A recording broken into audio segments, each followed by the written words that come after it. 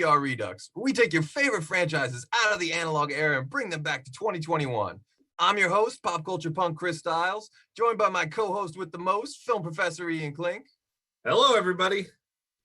Also on the panel today, founder of the Hollow 9 Network, podcast sensei Dave the Clone Maresca. Hey. And our go-to guy is back for one more round as Rick Barth, the line guitarist, Mickey Torres is here. What's up, everyone?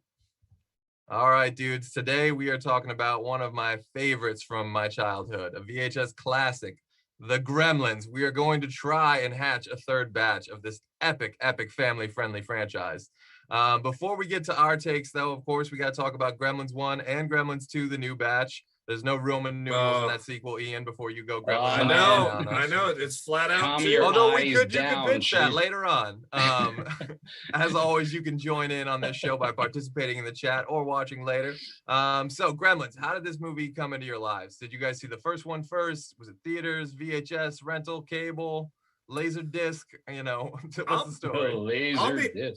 I'll be honest. I saw 2 first. And because I was at the right age where they would show Gremlins 2, the new batch on HBO. And I know I've talked about this before, but HBO back in the day had to be kind of safe when it came to what they scheduled during the day versus what they scheduled at night. Because kids were at school, and so Gremlins 2 was one of those that they would play over and over and over again in the afternoons. And so I caught Gremlins 2 first, and then it's like, okay, well, I go to the library. Then there's Gremlins 1. And I don't know what VHS box you guys have, but I had the blue VHS Gremlins box with the gizmo popping out of the present with the hand. Oh yeah. That was the VHS box I had. But I came to it with 2 first. And then I went into Gremlins. Can I just say how awkward I just felt when I was about to say I didn't have a Gremlins VHS box. I never owned it, but I saw it a bunch of times, much like you did on TV. But I saw it right before we went to go see the sequel in the theaters, so I was playing catch up. But definitely didn't own it, and I immediately regret it as we're starting the podcast here. Mickey, how did Gremlins come into your life? Yeah, I remember Gremlins 1, I believe I saw HBO. Gremlins 2, definitely in the theaters. So, and the only VHS, because I do remember renting Gremlins. So I don't know if I saw it on TV or if I rented it, and the box that I remember is the white cover with the little gizmo. Mm-hmm. Okay, that's the shadow of the Gremlins. You're talking the clamshell, right, Mickey? The clamshell?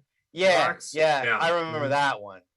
But I believe that the first time I saw it was on HBO. But 2 I definitely saw in the theaters. Yeah, me too. It was an event. When 2 came out, the whole world was like, wow, sometimes sequels are amazing. and Gremlins 2 was like, everybody was all over it. I also, as I'm watching in the background here, gotta suddenly remind myself this was a Joe Dante movie. Yes. Oh, yes. And no wonder this thing has stood the test of time like it has, and has affected us as much as it did. Which is incredible too, because I'm sorry, I was just gonna say he was just coming fresh off The Howling, right? Is that right, Ian? Yeah. This was Howling, then Twilight Zone the movie, and then Spielberg sent him the script for Gremlins, which at the time was very much Chris Columbus wrote. Mrs. Doubtfire, Chris Columbus, when he wrote this, it was supposed to be a very dark movie. Like the Gremlins was supposed to be like a horror Christmas movie. Which I kind of feel like it is. I mean, it is. Yeah, it has an acceptable cuteness that somehow let it be masqueraded as a kid's movie, because I remember being in kindergarten and we all knew what the Gremlins were. You know what I mean? So, well, that was scary. In the first version, though, if I remember on, I could be wrong. Those in the chat room, please correct me. But Gizmo was not part of the first round of script. Gizmo, or if he was in it, he was just a creature to get to the Gremlins part. It was after Spielberg and all these guys realized this could be a marketable thing Then they started adding Gizmo being this cute little puppet, you know, sell the toys for the kids. I was gonna say, how do they miss that marketing from the get-go though? You need a fluffy doll to sell from a kid's movie. That's what I'm saying. It's Joe Dante. You know, Joe Dante gets a script, and all of a sudden, you know, King Joe makes it more of a cartoon, makes it more happening, makes it more of a fun more comedic. Adventure. More comedic, yeah, absolutely. Yeah. And so, yeah, no, I completely, Joe Dante made this movie, in my opinion, 100%. He always does, really, but definitely made, you know, definitely made it more entertaining as a result of it. I would, you know, I would definitely agree on the Joe Dante fronts. And I had also the same box as you, Ian, but I did not. I was, you know, I barely ever kept any VHS boxes. Like you just throw it, you know, and it would get run over by a vacuum and, you know, thrown out, you know. So all my tapes were out of boxes. But that would have been the one Seriously. that I had for sure. that one hurts me too. First one. I still have all my CDs in their cases, man. Well, once by the time CDs and DVD became like a thing in my life, then I started keeping the cases because I knew, okay, if you don't have the case, your thing's going to be damaged and destroyed. Yeah, this disc then, you know, once it became, but like VHS tapes were fucking indestructible. They could be shot out of a cannon into the VCR, like Michael Jackson flicking a coin in a jukebox, and you know, they'd be fine. But yeah. But I mean, like all you, like pretty much everyone here, I saw the second one in theaters, and it was in first grade, I believe, and it was absolutely an event. You know, I'm kind of, you know, we'll get into this a little bit later, but you know, I think I may be one of those people, you know, Ian, don't kill me, that I like the sequel better. I really I'm in the same boat. I'm with you. It's a T2. It's a T2, man. It's okay to like the second one of this one better. You know, I think so. You know, it's you know, and again, I think that's because no. Mickey's saying no. I love it. We have dissent in the ranks. Well, before we deal with that, there is a shout out in the chat. My buddy Anthony Ramirez says he loves my shirt. That's right. So there you go. You can take that, Anthony, and his cousin Richie. Listen, Hawaii Bob, calm it down over there. So one fan of a shirt. Okay, well, can I do this debate? I'm just curious. Is Gremlins a Christmas movie? Yeah, I want to put it out. 100% yes. Yeah, 100%. Okay, the first one, yes. Because you know, this is the most interesting thing when you have movies like this or Die Hard or something like that. You know, you can play the movie year round. I think Gremlins doesn't have to necessarily be played at Christmas, but I find myself now as I'm older, that's when I will watch Gremlins. I will watch it around the Christmas season. And I don't know if anybody else does that. But. Absolutely. Yeah, it's definitely you know, like me and Mickey, I think we even did a special about dark Christmas movies in our early days, and Gremlins was on one of our lists for sure as a go-to. It was, You know, I like that stuff around Christmas time. I like Die Hard. I like Lethal Weapon. I like Less Than Zero. I like, you know, The Last Boy Scout. Like, Rocky V. Give me Everything Goes to Shit. The Ted Demi and the Joe Dante. It's funny. You know, it's funny though. They released Gremlins in July. I don't know if you guys know this, but they released it in July of '84. I remember when they were actually filming it. I remember like the actors saying that it was so hot, and they were in like parkas and stuff like that to pretend that it was wintertime.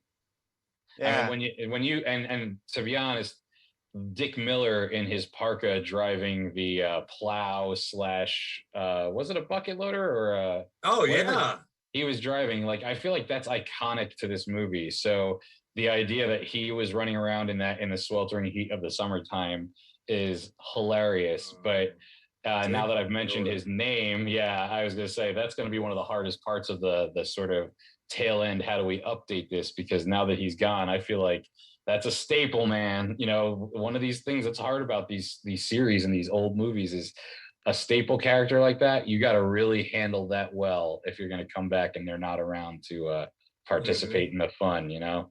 So going to be interested to see how we handle that. I say you put some Judge Reinhold over it like a Band-Aid. I love Dick Miller, and there's no replacing Dick Miller. But people forget that Judge Reinhold was in Gremlins in the first movie. And is a true. great like Yeah. smarmy like dick role, like kind of the first time he'd ever played that. Yeah, I'm a great man. I'm an owner of a bank. I'm gonna make 50. What does he say? He's like, I'm gonna make 35K a year. Dude, I swear. Oh, to yeah, God, yeah, when watch I it, like, hear those numbers, talking I cable. cringe. You're talking cable. Yeah. Yeah, we're talking. You hear about my apartment? We're talking cable, like Just something 'cause like I'm that. the youngest junior vice president the bank has ever had, you know? I mean, mock trial with Judge Reinhold. No, but you know, the first movie though is a classic. I mean, it's not. The cool thing is, it's not too. It doesn't really over the top the Christmas stuff. I think it's to a level that you can watch it at any point in time. Like you said, it came out in July. Yeah. So it really does play any time of the year, and it's just like there's something just so fun about it. It's one of the most like, you know, with the exception of the dad just disappearing for like an hour of the movie, doing who knows what the fuck he's doing. But like, he just brought some mystical creature. He's a traveling salesman. Yeah, He's a traveling salesman. Exactly. He's on business. Where's Dad ever? Like, I'm gonna like kind of steal this like mythical This dude's creature. got another family somewhere else. You know that, right? This guy's got to have a couple families in a couple different cities. Oh my gosh! Yes. Oh my God. Mogwais. That's how we do Gremlins 3. We find one of his Right. other This guy's families, gotta and they have had a a couple Mogwai for 20 different years, and cities. no Gremlins attacked. Boom! Now shit. we got something to work with. Gremlins 3, Not Peltzer bad. versus Peltzer. It's like Kramer versus Kramer. Oh, dude. Traveling court salesmen case. were the first rock stars. Traveling salesmen were the first. The first fathers of illegitimate children across Oh the my country. God. Yo, this got dark. Before this gets any darker, I do want to touch upon the chat. This real got quick. dark like Gremlins. See, Like you said Gremlins, it's a that's dark true. movie. Joe Dante would be pleased, and I know you're watching, Joe. But unlike your shirt, Chris, unlike your shirt. So Carmel, in the chat, our buddy Richard Lynn says Carmelo is right. No, I think that is in response to the notion that Gremlins 2 is better. Well, we're gonna get into all that. He was the only no in the room, so yeah. We're going to get to the heart of that very soon. Again, our buddy Anthony Ramirez, who makes some fine movie poster mashups, says his idea for New Gremlins is it's the closing days of World War II. Submarine crew fights the final holdouts on a small island off the coast of Japan. Oh, Wow, okay. okay, that's dope. That's cool. We'll get there, sir. Don't worry. We will get to that We'll point. there. We will get to that point of the that comes in the back half. Our buddy Twine Lannister says Phoebe Cates. That is all, and I agree. Oh, Phoebe yeah. Cates is absolutely critical and crucial. We will get more into that. We will touch upon the chat some more soon, even though there's some more in there now because it gets more to the pitchy stuff. But can we bring up like Phoebe Cates though? Because this is the that's most a great point. Let's talk Phoebe Cates, please. This first off, just Phoebe Cates. You don't have to say anything else. You know, Be all end all. Be all end all. We know that every Phoebe Cates and her time hiney. we know that every time you put Phoebe Cates and Judge Reinhold in a movie, it's a classic movie. They have Pretty batting much. 1,000 Yeah. together, so that's the first thing you need. You need to get Judge Reinhold. Well, what's so interesting, Phoebe Cates, of course, and I think we all can agree on this. Just every other word is Just every word it's Phoebe awesome about Cates. Phoebe Cates, and I was going for a walk in Phoebe Cates, and I had something to drink in Phoebe Cates. It works. It works. But she has the oddest part of this entire movie, and we've got to talk about it. That dark, horrible Christmas speech that she has in the middle of this kids movie where they're literally telling the secret. I'm not going to break it here, but you know the secret is pretty much destroyed in of the realities of this season. Where does that speech come from? I mean, it just comes out of nowhere. And then you know there was a smell coming from the chimney, and oh, it was my dad, dead, broken neck, smelling the chimney, and you're like, oh, wow. This is what you guys are going to like. go get. Oh, you're going to go get Gizmo. Okay, great. Okay, you know, Gizmo's in a But Barbie you don't get car. that. But you don't get when you're a kid and you're watching this. You don't get that. You're like, you know, Do you feel that? Because that just goes right off. Maybe I think you're right. The music makes you understand that something kind of sad or scary is being spoken about as a kid. But you probably don't like it's like now watching it, we put it together and go, we used to watch this as kids. This has been embedded in my subconscious for decades, and it probably could explain why I get panic attacks sometimes around the holidays if I'm in a room with a fireplace. You know what I mean? Like, it could have been the cause for all kinds of psychologist visits that we haven't even gone on yet. But it's kind of weird because I feel like there's stuff like that in itself was sort of a trope of the time, where you have a seemingly for kids, family-ish kind of thing, and then in the middle there's like, whoa, is someone getting sexually assaulted? Like, what's going on? You know what I mean? Like, think of like of course I can't really think of a great example. I was gonna say Grease, but that movie probably from the get-go we shouldn't have been watching as kids, but that movie was just filled with all kinds of innuendo and shit. But because we've got musical numbers and we've got choreographed dance and we've got John Travolta, it kind of just breezes right by. Gizmo, the fact that Gizmo might not have even been in this movie, Gizmo is the great equalizer of this whole thing. Oh, yeah. You know what I mean? Gizmo's the Mickey Mouse here. So no matter how many ugly and horrible things we have to fight, as long as there's a Gizmo for us to keep turning back to and then buy to put in the stocking at Christmas, so everybody who is scared gets a Gizmo for Christmas to protect them, then we're fine. Dave, you have the Gizmo car, Gizmo in the Barbie car. No, I have multiple. I had that toy I had that toy. You know, it's Gizmo. It's him in this car, and it's remote controlled. You know, that's pretty awesome. I'm still dying as one of my next tattoos to get Gizmo with the Rambo headband, pulling the paperclip bow and arrow. Yeah. Survive. Okay, so 2 is better than 1. So 2 is better than 1. I'm just saying. I said 2 is better than 1. You know, that's one scene. That's one scene. One scene. 2. So the thing I love about fun.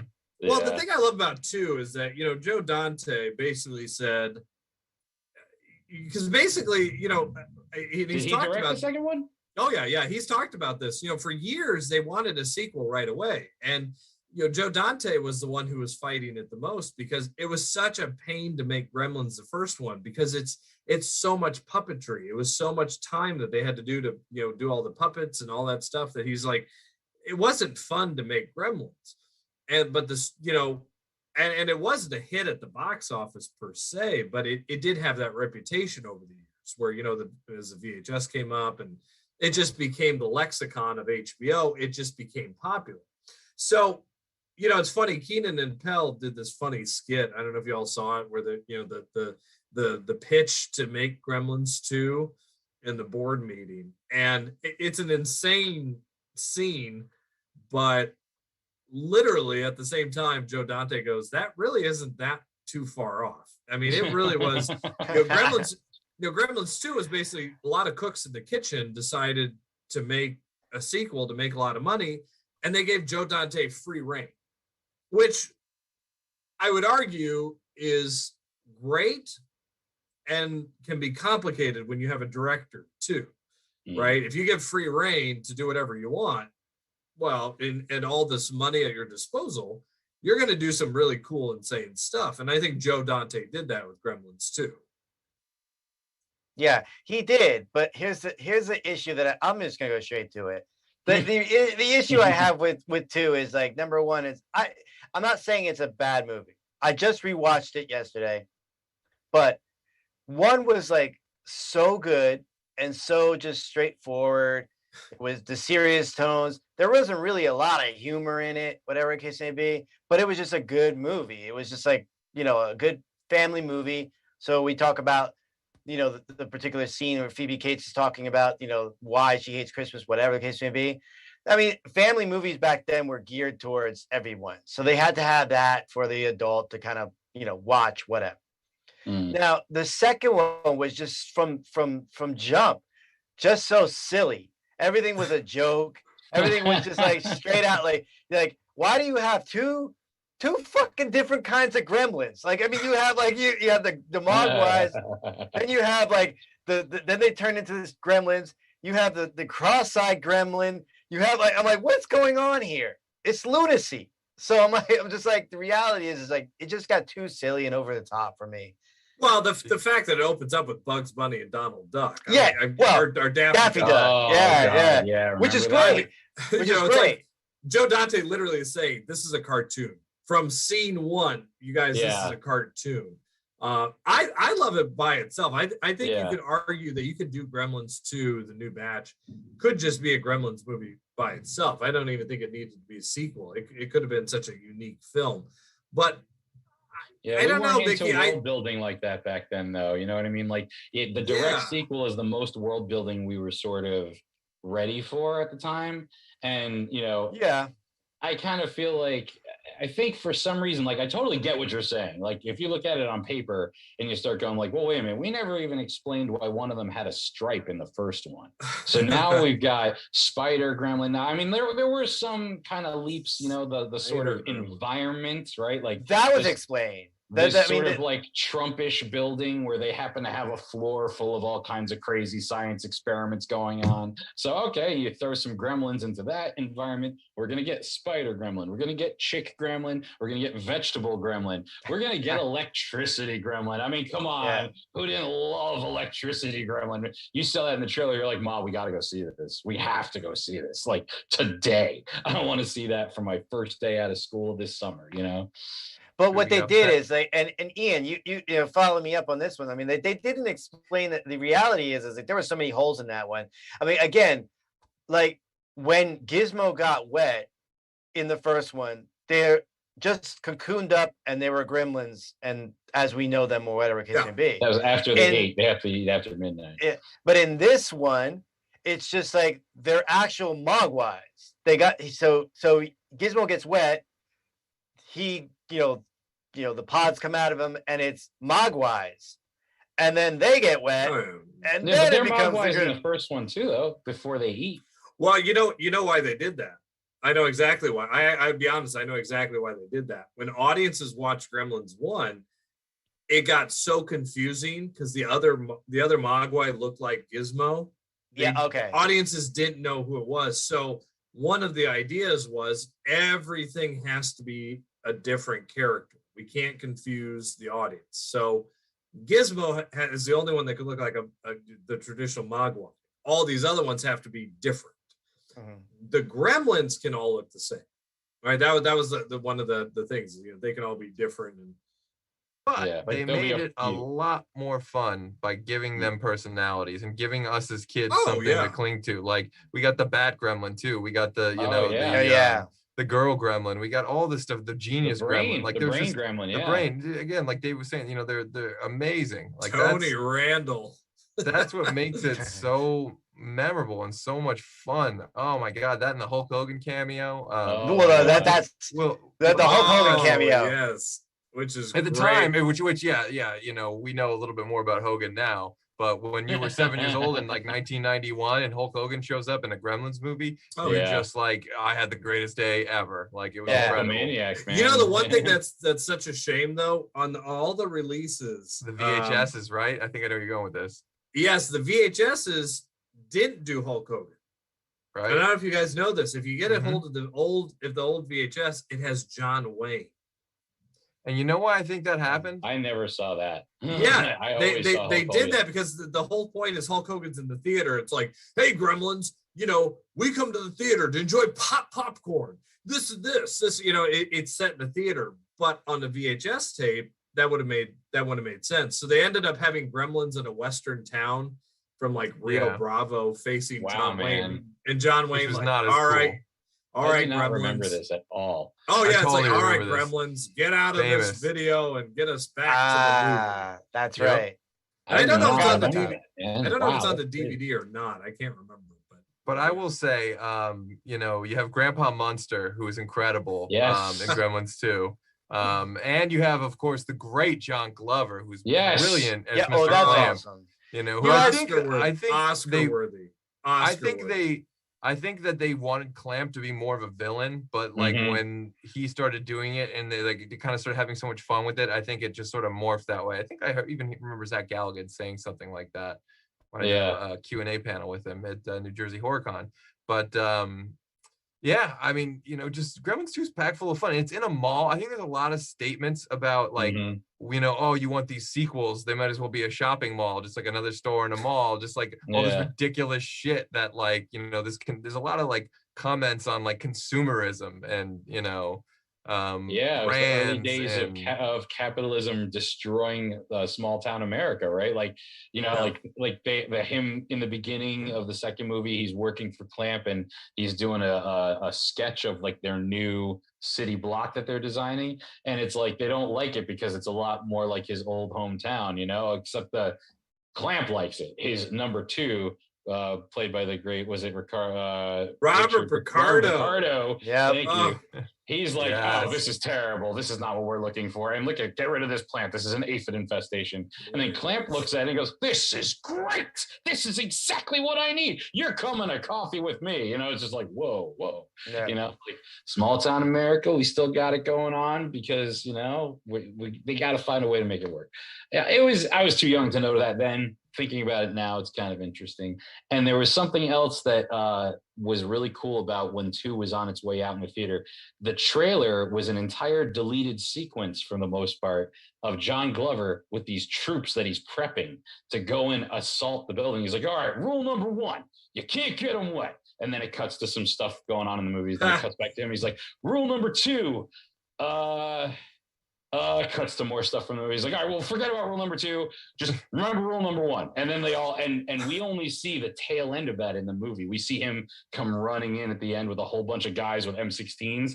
So I remember sitting there in the theater going, when are we going to see him gearing up these guys? When are we going to see this army coming in to save everybody? And it didn't happen. And it's just that last part at the very end. So I thought that was kind of genius to kind of use like a deleted scene as the trailer for a movie.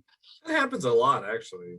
You know, sometimes Yeah. you watch a trailer. So I remember The Dark Knight had something like that, where it was different takes in the movie than was in the trailer. But people would want you'd watch that trailer so much, getting prepped for a new Batman movie. That like, well, that wasn't. Oh, they changed it. Oh, well, that's good. I did like Christopher Lee in there too. Christopher Lee. Oh my was God. Oh yeah, absolutely. And again, Phoebe Cates was fantastic. Phoebe Cates. And Phoebe Cates. his boss, redhead. Haviland Morris. Haviland Morris. Thank Yep. you, from 16 Yep. Candles. She's brilliant. Oh, she was She's awesome. so good. She's so good. Oh, that's You know. right. Marla Firestone. Yeah. William. Ooh.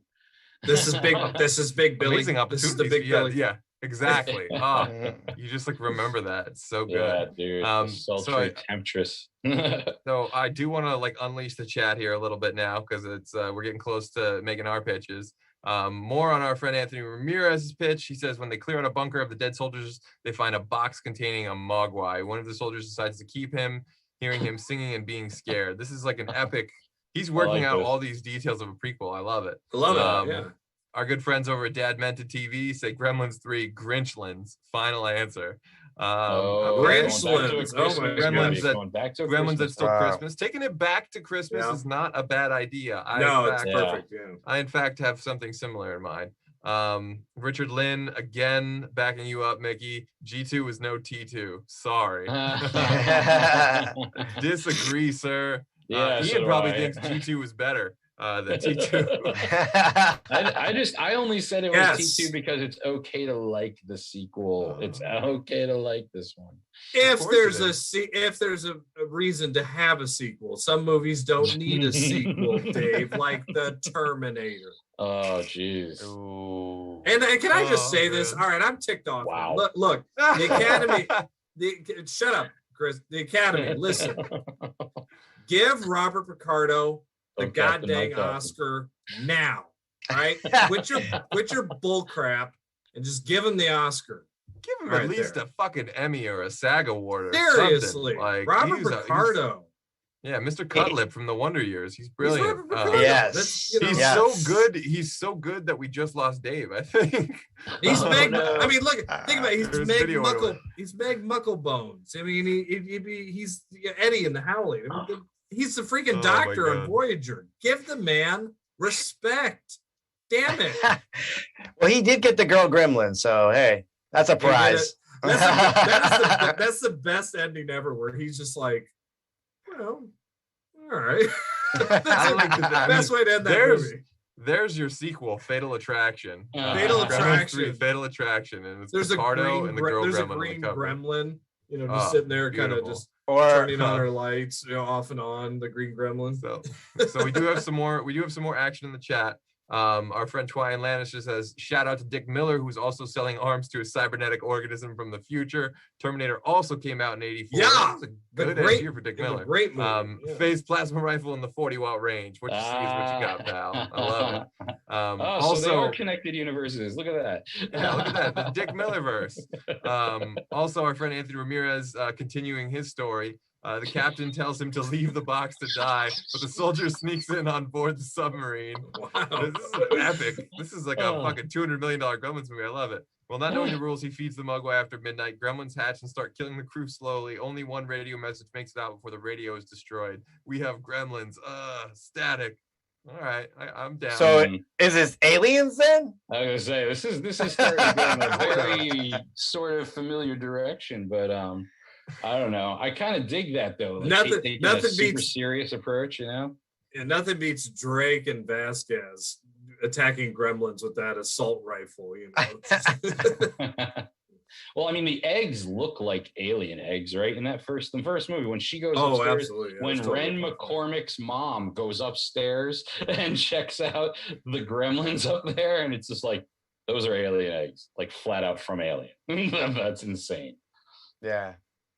So also in the chat, our friend over at Fandom Spotlite Live Harris says, let's do Alien versus Predator versus Gremlins. That sounds amazing. Take my money. What if the Gremlins are the ones who set that up? The Gremlins are the reason the aliens and the Predators fight each other. How much you want to They're the ones who did the orchestra. It was all the brain. It was all the brain. brain. He had the brain gremlin. Exactly. Brilliant. He could do it. He could totally do it. I love it. And then again, Richard Lynn says Gremlins versus Critters versus Ghoulies. Yes, I would also, as long as it's called Little Monsters. Yes. Oh wait, but isn't Little Monsters the Fred Savage movie? Yeah, Fred Savage. Yeah. I'm just making a joke. It shouldn't actually be called Little Monsters. In that movie, the Ghoulies rule. The Ghoulies rule.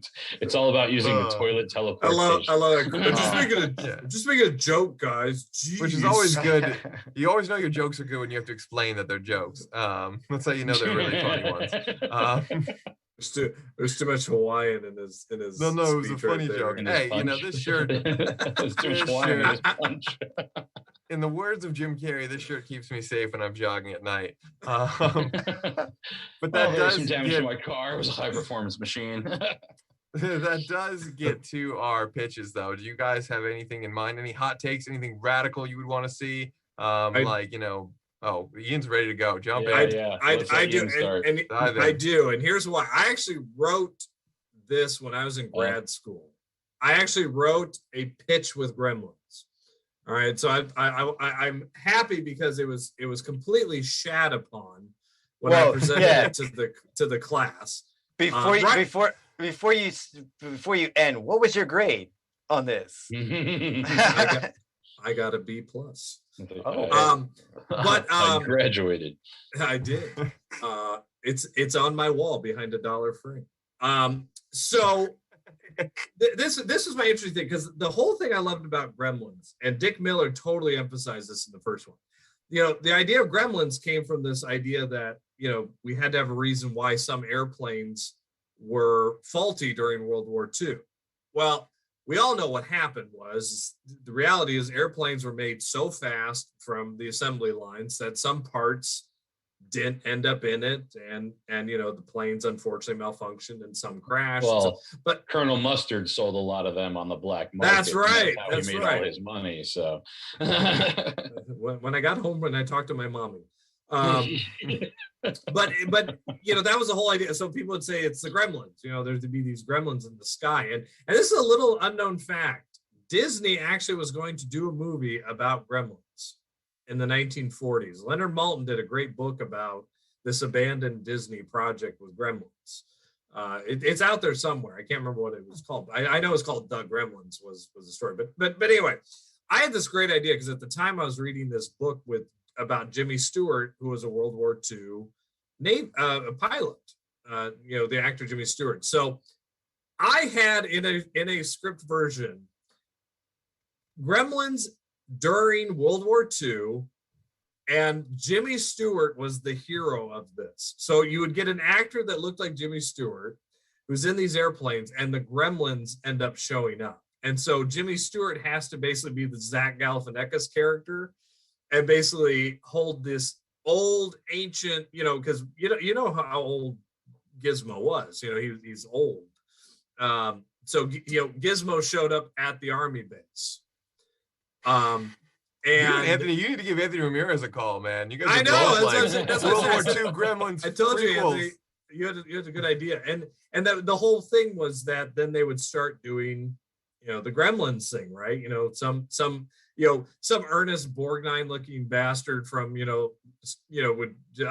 at this gremlin, throw water on it, and all of a sudden there's gremlins all over the base. And so it's all a Gremlins movie and set during Christmas. That was a key point for me. It had to be at Christmas on the base during World War II with Gremlins. That was my pitch. All right. Not enough Zach Galifianakis. Not enough Zach Galligan.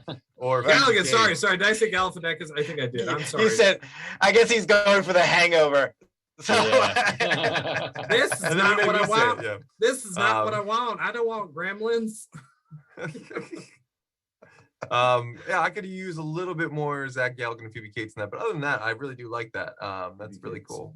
Maybe do a Tremors 3 and have like Zach's grandfather is like a World War II guy played by Zach Galligan. Oh, you're talking you're talking about Tremors Sherman 4? Peltzer or whatever. You're talking Tremors about 4. Yeah, Tremors 4. I'm sorry, Tremors 4. Netflix Tremors. Thank you. Just to keep Michael Gross, in the franchise. Great film. I don't care what anybody says. You can yell at me in the chat all you want, people. It's the best. Tremors 4 is a great sequel. It's the best Western monster movie of that year. Yes. Of that Okay. I love Michael Gross. I know Michael Gross. What's up, Gross? Mike, hit me up. Vicky, Dave, do you guys have any pitches or wild hot takes on where you think Gremlins the next batch should go? I don't have a full thought out update, but in the tradition we seem to have started on some of these, going into a prequel, but I didn't go World War II. I'm thinking more sort of along the lines of where we went with Highlander. I want to go ancient, the Orient. I want to find out where the guy who had the Mogwai that the dad got, where he found the Mogwais. And I want it to be not necessarily the same situation we were talking about with the submarine, but like I want these things to come from like a mountain that's near impossible to get to. The kind of thing where like this is one of those forgotten species from way before the time man was on the earth. And it was only after several of these like really high level warrior types were defeated by like the creatures they found that one of them finds the Mogwai that is the lineage, that the sort of beginning of the lineage of Gizmo's line. And they actually have like scrolls with the ancient like sort of mythology of what the Gremlins are and where they think they came from. Maybe they're dragon children from the time of dragons, something along those lines to really give us this like self-serious, intense horror take on the Gremlins. And then we could kind of bring it to whatever time periods we want after that. You could skip to World War II, maybe the nukes going off, lit some kind of reinvigorated the life cycle of the Gremlins, brought some of them out of hibernation, who knows? But something where we're really exploring where they came from and we're not making them as sort of cutesy and family oriented. I want this to start to feel like a horror series, like a Shudder series, Intense, and all with the quantum leap effect of like going through time and stuff. Get Scott Bakula on the horn. Yeah, dude. Yeah. Mickey, did you have any hot takes or wild theories? Any idea where you think Gremlin should go? Well, first, I don't need a sequel to it, but I'm just gonna say that. But I'm gonna say that. I would probably do. Much along the lines that Dave was talking, and much along the lines as the HBO Max series is gonna be, and it's basically a prequel about the story of the Mogwais, how they came to be, where they were found. That's the only sequel that I could see happening. Is like you have to go back and explain where did they come from, how did they develop, everything else like that, and who came up with the rules, or who found out the rules, basically. Right. Yeah. Like who was the first person to splash some water on them and like feed them after midnight. whatever the case Yeah. may be. The And feeding so- after midnight's a big one. I think we need to know. Yeah. About So that's where I would go. I would go back and I would go like, you have to just, do the story of that.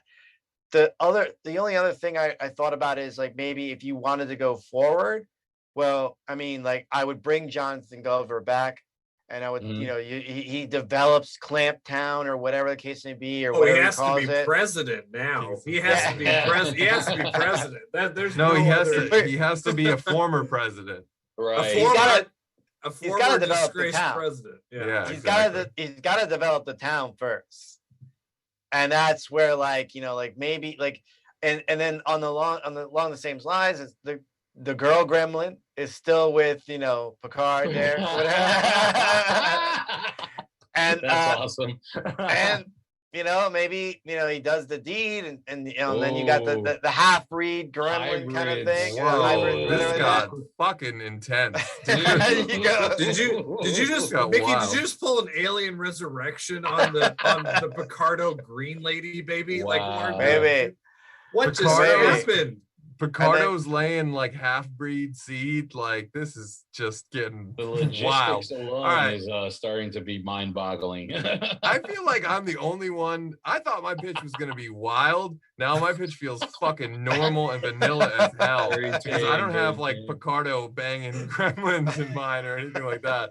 Although I would love to have him back and to have them still be together. I just don't want to think about like what they do when they go home at night.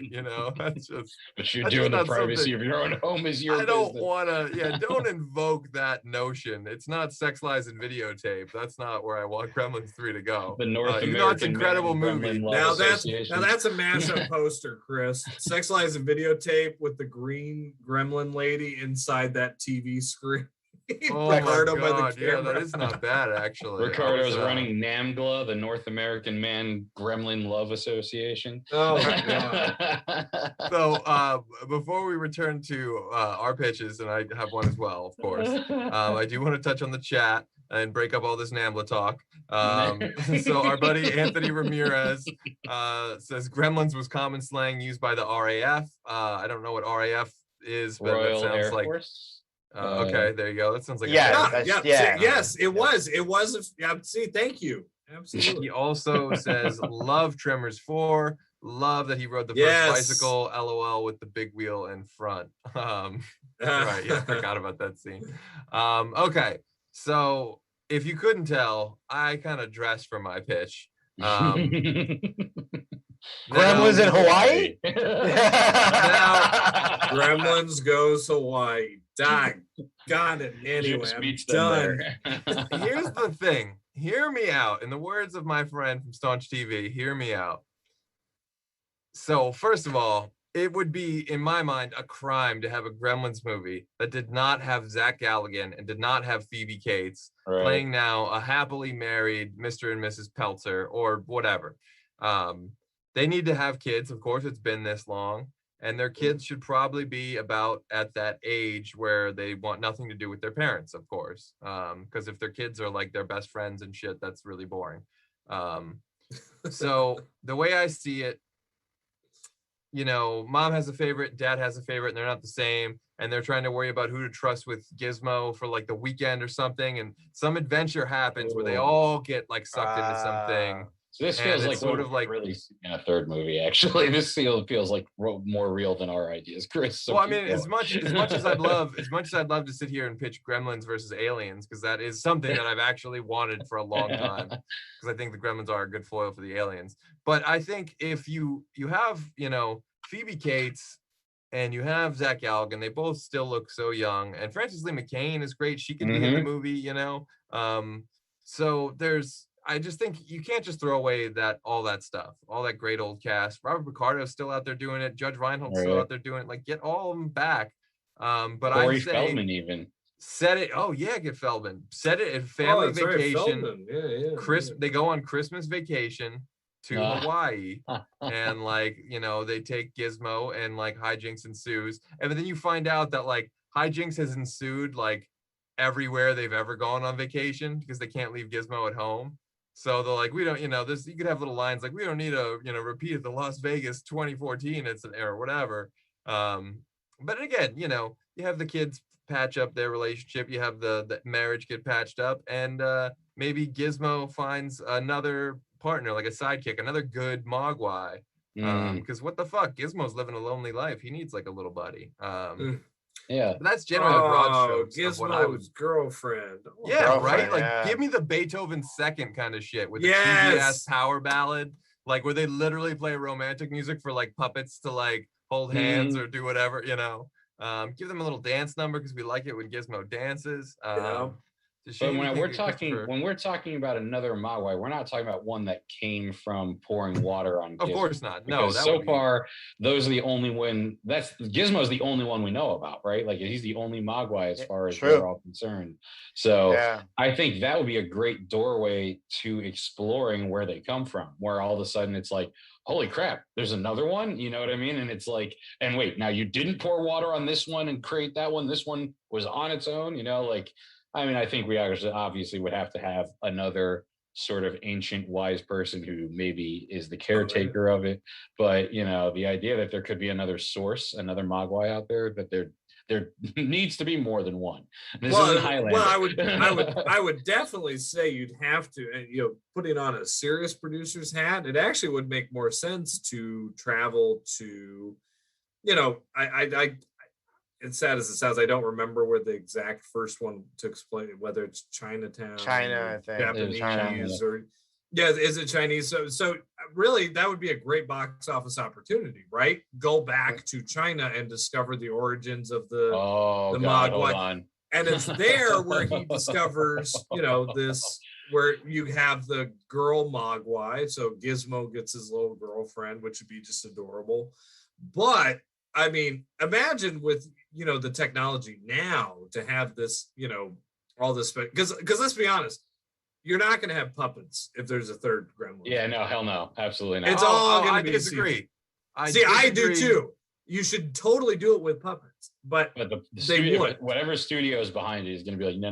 Here's the deal. I think they would go old school with it. I think they would go old school with it. I think so. With Spielberg involved and shit, and this is why I say that, because I think, you know, there's one thing that, you know, Christopher Nolan has taught us is that CG is really better at taking things out than it is at adding things in an image. And it's cheaper to do with puppets and just remove the cables with CG. And that's the way to do this movie. You could do it fast, you could do it quick, and you could do it pretty cheap. That's almost impossible to get all three at once. What I would use the CG budget for is to do something really radical, like have Egg Shen from Big Trouble Little China be the person that has the other Mogwai that we find. You know what I mean? And like, you're actually taking a dead actor the way they did with Peter Cushing, except I think at this point, with de-aging and all the other stuff we've got, I think we could bring people who are no longer with us back. But even that's if we had a magic wand, I want Egg Shen. We can't get Egg Shen. But thinking in terms of that, when we were just trying to remember what the origin was, I'm like, if it is China, we could totally see the Gremlins being from that sort of mythology of the China is here, Mr. Burton, the black blood of the earth, the creatures, the low pans. I think Big Trouble in Little China and Gremlins is a great sandbox to combine of those two worlds, and that could definitely be some fun stuff for a third or fourth installment. I kind of feel like we should do a third installment to reestablish, and then fourth installments can start exploring things like Gremlins versus Aliens and Predator and Ghoulies and Critters. It's Kurt Russell has Gizmo doing that little John Wayne voice. Like, imagine it's like in the back of his truck. I told you not to feed him after midnight. It's in the back of his truck. He doesn't know it's in one of the crates that he picks up at one of his stops, and all of a sudden he's looking in his truck and he hears the little Mogwai. And dude, Jack Burton having to learn how to take care of a Mogwai would be insane, especially if it was old man Kurt Russell now. You know what I mean? Like Kurt Russell, who plays Santa Claus on Netflix, that Kurt Russell playing Jack Burton. Similar actor to Kurt Russell, but I would have loved to see Gizmo show up in a Mad Max movie, or Gremlins show up there with Mel Gibson, like young ass Mel Gibson before he was crazy and shit. Well, he has a Road Warrior poster in his room in the first one. I just saw it a few minutes ago. Oh, see? Does he really? Yeah, it's right next to the TV. While he's watching TV, Road Warriors right there. So they planted that in you, Chris. They planted that in you. That's right. There you go. So I do want to touch on the chat again. Our good friend Kyle from Fandom Spotlight says Gremlins PI. I would absolutely love that. Like somehow Yes. Gizmo becomes a private investigator. He's a Oh, gumshoe. nice. Big Lebowski meets Last Boy Scout with Gizmo and Oh my Peltzer. That would be God. amazing. It would be A big incredible. Lebowski gremlin with the robe and the sunglasses, just walking around smoking joints all the time. Just Joe Dante, the Coen brothers, and Phoebe Cates and Spielberg. Just like throw money at that, please. Shoot That money might out of a open cannon singularity. at their feet. And also from Phantom Spotlight, our friend Laya Paris says, "Who is more annoying, the Gremlins or the Minions from Despicable Me?" I have not seen Despicable Me, so I will bounce that I'm question going to you. Minions. Minions for Minions. And right Minions. there, perfect example. CG creatures where immediately like fuck them. You know Yeah, what I mean? see? But like, We have an attachment to the Gremlins. We feel like they're real physical things that have been in our lives. And, again, getting back to the no CG thing, you get a billion things for free when there's a practical thing. You get shadows, you get reflections, you get light bouncing, refracting. Like you get just so much that, again, just removing a cable is so much easier than like adding an entire breathing, skeletal structure with skin and all the light in it. And fuck all that. And like, it looks like Think shit about it. anyways. plus Rick the performances. Baker did the originals, right? Rick Baker did the Gremlins.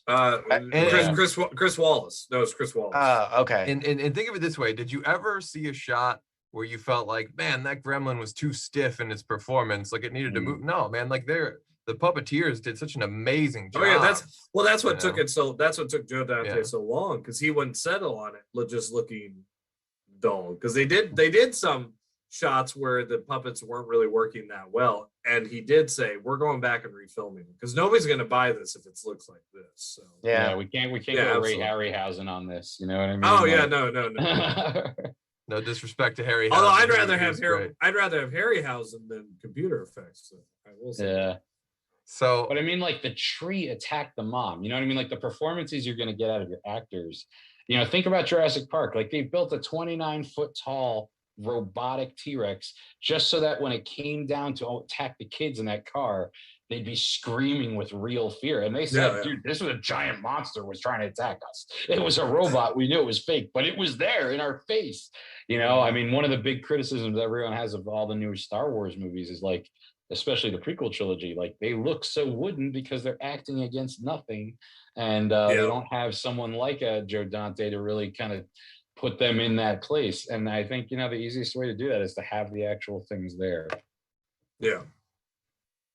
Very true. So also in the chat, our friend Jerry Lehane showed up from last week. Jerry Lehane, thank you so much for tuning in again, bud. He says, crazy guys. Well, I can't disagree there. He also says, those yellow cream puffs suck. Yes, he's anti-minions. Right, that's okay. That's what that is, the Minions thing. I was like, okay, I didn't exactly get that, but all right. I love Twinkies. Don't get me wrong. Jerry, hit us up about the Twinkie. Hit up Pop Culture Punk. We want to get you on the show. You sound like you have some great stories to tell, buddy. So we are almost out of time. Is there any other hot takes? Like, do we need like Cobra 2 with Gremlins 3, like all in one movie? Is there, do we need is the road to Hulk Hogan's redemption lying in another Gremlins cameo? Well, I mean, that could be like Feldman's for sure. Corey Feldman could find a new life if he pulled a really good performance, reprising his role in the same aged forward version we were talking about with Zach and Phoebe. Maybe he's the mayor of Clamptown. You know what I mean? Like maybe they brought somebody with experience with these things before. So I give him a shot to clean things up. And I feel like you need to have something. I just randomly kind of came in my head. I'm sorry. I feel like you need to have something to honor, of course, Dick Miller, and Mr. and Mrs. Futterman. Oh yeah. They're irreplaceable. So I don't want to see like his son, or something like that. Like even his grandkids or something would be kind of like.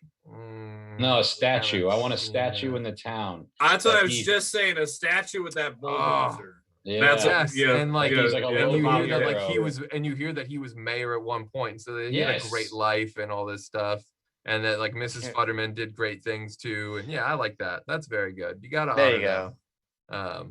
And then he sold, Uzi 9mm to the wrong guy, also in 1984. But he lived and he recovered. Oh my God! You have to even have like the priest giving the story, or whoever's giving the memorial speech at the statue, and you're like, and who could forget his stories of the crazy little monsters that when none of us knew to be worried about? You know what I mean? Like there could be half the town doesn't even really believe the Gremlins were a thing. They're that's just some local legend that all the old rummies talk about down at the bar. And they're like, no, you weren't here that year. That's the new Christmas speech. Somebody has to be giving the dark. Like I have the million-yard stare, and they're talking about, and then the creatures were everywhere, and everyone's like, "Dude, this guy's nuts." You know what I mean? Like that could be a lot of fun to play with. The new people the new generation not believing this happened. I mean, I definitely think so. No matter what they do. Oh my God, Joe Banks. What's his name? Mike the Cleaner from Breaking Bad is one of the cops in number one. I'm seeing it right now. Sorry. Oh yeah.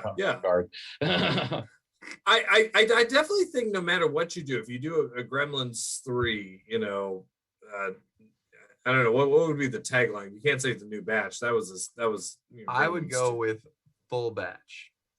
So that in my opinion, because they have a full family now. They have 2 kids, and Gremlins. Gizmo's gonna have another thing, and they're both gonna get wet, and there's just gonna be twice as many Gremlins. It's all gonna be on this island. It's as much as I kind of want to call it Gremlins 3 Hawaiian style. I do despise the notion of just take it and put it in Hawaii. Like that is really stupid. But the Gremlins are all at different locations. And the other thing I really want to see is I want to see Mr. Clamp come back in a very unexpected way. It'd be great if he was a former president, but it'd be better if he was a former president who then became like a hobo, he lost everything. Well, that works like long beard and he's got it now. Have you seen it? Yeah, I know. He's got your hair, anything. I had it all, but those Gremlins. That started the beginning of the end. We built that town and no one wanted to live there. And he lost everything. He could be like the way Bill Pullman is in the second Independence Day. Which we didn't want then. Yes, we didn't want then, but we may want now. We want Clamp Classic. I feel like you could also get Clamp Classic back for the third act. He shaves his fucking shit, flicks his hair back, and comes in. It's like, I'm ready. And he's got the same suit with the machine gun and the hat. He's got the same security team. And you find out that he's not a hobo because he's poor. He's a hobo because he just didn't care. And the Gremlins gave him something to care about. Again, he has a purpose. Remember how proud he was when he played the End of the World tape, which was a real thing, by the way. Networks have that. That is real. They have tapes for Armageddon or Apocalypse. It's been we hope you enjoyed life. I don't know how Dante found out about that, but he found out, and the networks were pissed when he put that in there.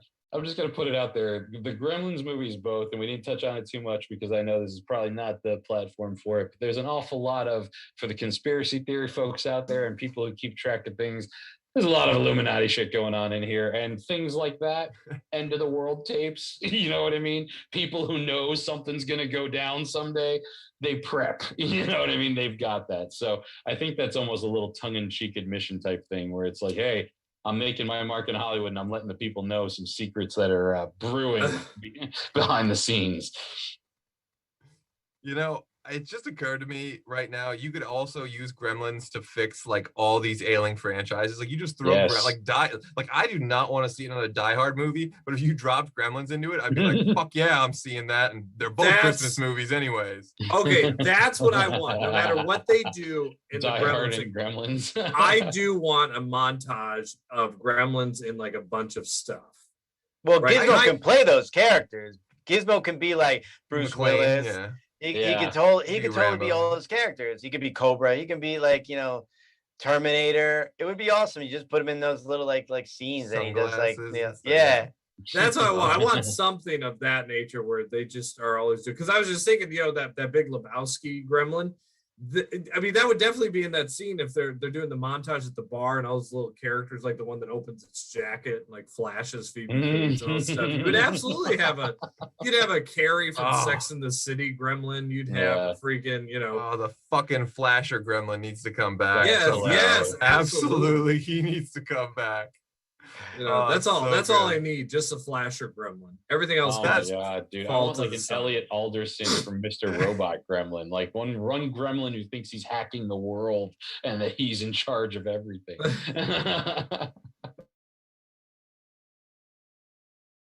We are just about out of time. There's one more comment in the chat from our buddy Jerry Lahaney. He says, what's funny to me, half what you guys have seen and all know goes way over my head, and I still enjoy it because you have that connection. Well, thank you, Jerry, and we appreciate you tuning in. Yeah, man. There you go. Before we close out, do you guys have anything coming up you want to plug? Any messages? Anything out there?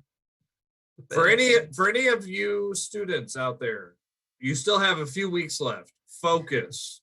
That's all I got. Do your homework. Oh my God, my shirt is above your teacherly ways. My shirt are already on summer vacation. Yeah, I've seen that shirt. I'm done. That's why I started. Mickey, Dave, anything you guys got coming up you want to, or a message for the people watching at home? I don't have anything coming up, but all I want to say is my last point on this.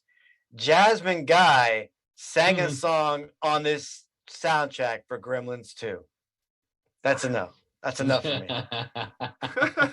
We're almost getting to Last Dragon territory suddenly, but I don't know. Man, gonna get the glow. Because if you got some gremlins running around, you just got to follow the rules, and I think that's a good mentality to have in general, right? Let's all follow the rules. Let's all get our vaccines so we can all hang out again.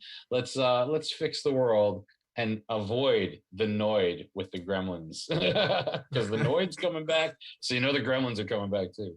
And also, check out Hollow 9 and all the cool stuff we got going on there. Absolutely. I do not have much going up, although June 5th, I do have another Wizard World panel coming up with the amazing Olivia Diabo from the Wonder Years. I just completely rewatched the whole show, and I'm very excited for that Q&A panel. She's a legend, been in countless other things as well. So be sure to tune into Wizard World, and tune in next Wednesday at 9 p.m.